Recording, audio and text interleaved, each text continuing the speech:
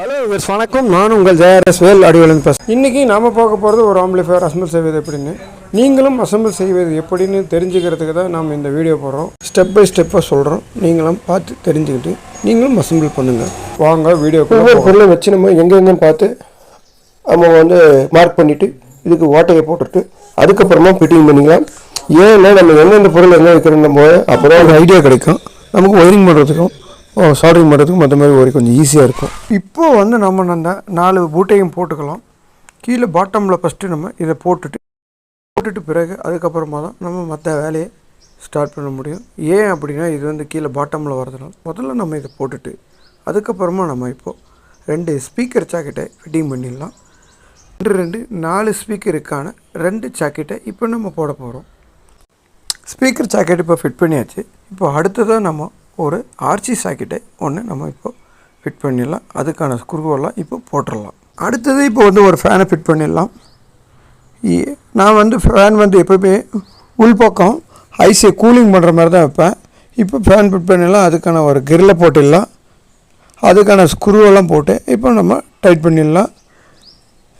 Tight பண்ணுறப்போ நம்ம ஒரு ஃபைசர் ஒரு 4 கட் பண்ணி ஃபேன் பக்கம் உள்பக்கம் வச்சோம்னா ஃபேனுடைய நாய்ஸு வராது. இது உங்களுக்கு ஒரு டிப்ஸாக இருக்கும். இப்போ 2 ஸ்பீக்கர் ஜாக்கெட் செக் பண்ணிட்டோம். ஒரு ஃபேனு, ஒரு ஆர்சி ஜாக்கெட்டு. அடுத்ததாக ஒரு ஏசி கார்டுக்கு வர்ற ஒரு ரப்பர் ஒன்று போட்டுடலாம். இந்த ரப்பர் போடுறது ஒயர் அந்த இடத்துல கட் ஆனாலும் நமக்கு பாடிக்கு டச் ஆகாமல் ஜாக்கெட்டுக்கு நம்ம சேஃப்டிக்காக இந்த போடுறோம். அடுத்தது ஒரு பீஸ் ஹோல்டர் நம்ம இதை ஃபிட் பண்ணிக்கிறோம். ஏசி பீஸ் ஹோல்டர் இது போட்டாச்சு. அடுத்தது நம்ம பின்பக்கம் போகிறது அத்தனையும் நம்ம இப்போ போட்டாச்சு. இப்போ மொத்தமாக 4 ஸ்பீக்கரு, ஒரு ஃபேனு, ஒரு ஆர்சி ஜாக்கெட் ஃபிட் பண்ணிட்டோம். அடுத்தது ஒரு ஏசி மெயின்ஸ் கார்டு இதில் போடணும். அதை போட்டுடலாம். இது 3 ஹெர்ட்ஸ் மெயின்ஸ் கார்டு. அது எப்பவுமே கொஞ்சம் ஒயர் லாங்காக போகிறது நல்லது. ஏன்னா எங்கே வச்சாலும் கொஞ்சம் எட்டாமல் போச்சுன்னா அவங்க சிரமப்படுவாங்க.